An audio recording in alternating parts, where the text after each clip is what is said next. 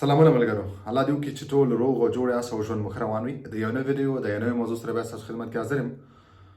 ملګرو، الله دې وکړي چې ټولې ویډیوګانې تر دا دمه تاسو کتلي او څه ناڅه مو ترې نوي اورېدلي، نوې مو ترې زده کړي. تاسو ملګرو ټول کوشش وکړئ چې دغه ویډیوګانې د ټولو ملګرو سره شریک کړئ تر څو ټولو ملګرو ته دقیق او صحیح معلومات ورسیږي. نن هم ملګرو ستاسو د کمنټونو نه ما یو پوښتنه راخیستې او کمنټ مې راخیستی دی، بلکې دغه پوښتنه ما نه 3-4-5 کسانو کړې وه. بعض دفعه یو پوښتنه 4-5 کسانو کې، نو زه کوشش کوم چې هغه پوښتنه بیا لږ اول راوالم، مخکې راواخلم.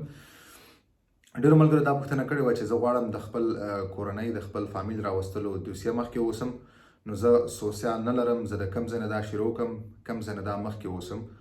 نو دغه ملګرو دپاره زه دا ویل غواړم چې هغه ملګري چې کوم سوسیال نه لري او دوی غواړي د خپل فاميل راوستلو چې کوم دوسیه ده، کوم پروسس دی، هغه شروع کول غواړي، نو دلته په پاریس کې یو اداره ده، یو دفتر دی. دوی هلته ورتلی شي. په هغه اداره هغه دفتر کې دوی ته مکمل یو قسم څو ورځې ټریننګ ورکولی کېږي. د هغوی دوسیه مخکې وړلی کېږي. هغوی ته دا ویلی کېږي چې تاسو کوم اسناد باید اماده کوئ، هغه اسناد باید دلته راوړئ، څنګه بیا تاسو سفارت ته رندیو دپاره هغه لیږلی شئ، د کوم تاریخ نه لیږلی شئ، څومره وخت کې جواب راځي. هغې نه بعد چې کله دوی هلته ویزه ورکړی شوه، انټرویو ورکړه، بیا ویزه ورکړلی شوه، نو تاسو څنګه خپل فاميل راوستلی شئ، دلته هغو دپاره د کور زمینه سازي څنګه کولی شئ. نو دا ټول هغه معلومات دي، هغه پوښتنې دي چې دې په اړه باندې تاسو ته 3-4-5 ورځې باقاعده ټریننګ درکولی کېږي. هر کله چې تاسو دغه ادارې ته ورشئ، دغه دفتر ته، په دې کې 15-20 نفره چې کوم دی هغه دوی یو ځای کوي او بیا دوی ته په شریکه باندې یو ټریننګ ورکولی کېږي، معلومات ورکولی کېږي، یعنې یو ورکشاپ وي چې هغې ورکشاپ کې ټول معلومات ورکولی کېږي چې دغه پروسه څنګه ده، څومره وخت غواړي، تاسو کور دلته څنګه فاميل ته اخیستلی شئ، ستاسو فاميل راتګ نه بعد څه مراحل دي، هغې نه مخکې کوم مراحل دي، نو دغه ټول معلومات تاسو درکوي. د دغه ادارې ادرس چې کوم دی هغه زه دلته په ډسکرپشن کې ما ورکړی دی، تاسو ډسکرپشن نه اخیستلی شئ. دغه ادارې ته تاسو ورتلی شئ، خپلې دوسیې ورسره شریکولی شئ، خپل چې کوم د دوسیې شروع کولو هغه پروسس د هغې په اړه هر رقم معلومات تاسو اخیستلی شئ. دوی تاسو له بیا رندیو درکوي او هغه رندیو باندې تاسو راځئ، تاسو دوی بیا ورکشاپ درکوي. لکه څرنګه چې مخکې ما یادونه وکړه، دوی 15-20 کسان یو ځای کوي او بیا دوی ټول یو ځای راولي، په یو ورځ راغواړي او بیا دوی ته ټول په شریکه معلومات ورکوي. هلته ترجمان شته دی، هغه ترجمان تاسو ترجماني کوي، تاسو ټول دقیق معلومات درکوي.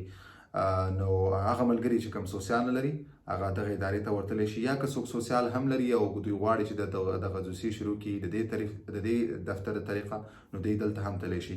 دغه اداره صرف او صرف دې دپاره ده چې ستاسو فامیلونو راوستلو کې تاسو سره کومک وکړي. نو ملګرو، دغه پوښتنه مانه شوې وه، غوښتل مې په دې اړه باندې زه تاسو ته دغه یو جواب درکړم، معلومات درکړم. د دغې ادارې ادرس چې کوم دی هغه ما لاندې ورکړی دی په ډسکرپشن کې دغه ویډیو لاندې، نو تاسو دغه اخیستلی شئ او تاسو دا هلته ورتلی شئ. کوم ملګري که غواړي نور ملګري ستاسو وي، نو هغو سره دغه ادرس شریکولی شي تر څو دغه تاسو د خپل فاميل راوستلو دغه کومه پروسه چې کوم ده هغه مخکې اوسئ. نو مننه ملګرو، تاسو چې هر رقم پوښتنه لرئ تاسو خپلې پوښتنې ته زما په یوټیوب چینل په کمنټ سیکشن کې پرېښودلی شئ. زه به کوشش کوم چې په دې باندې تاسو ته مکمل ویډیو جوړه کړم، تاسو مکمل او دقیق معلومات درکړم. بل زما تاسو ټول ملګرو دا هیله ده چې دغه ویډیوګانې تاسو ټول ملګرو سره شریکې کړئ، خاص کر چې کوم نوي راتلونکي ملګري دي، نوي راغلي ملګري دي، هغو سره شریکې کړئ تر څو هغو ته دقیق او صحیح معلومات ورسیږي او هغه خپل دوسیې په صحیح ډول مخکې اوسي او د مشکلاتو سره دوی مخ نشي. نو تر بلې ویډیو پورې په لاس سپارم، په مخه.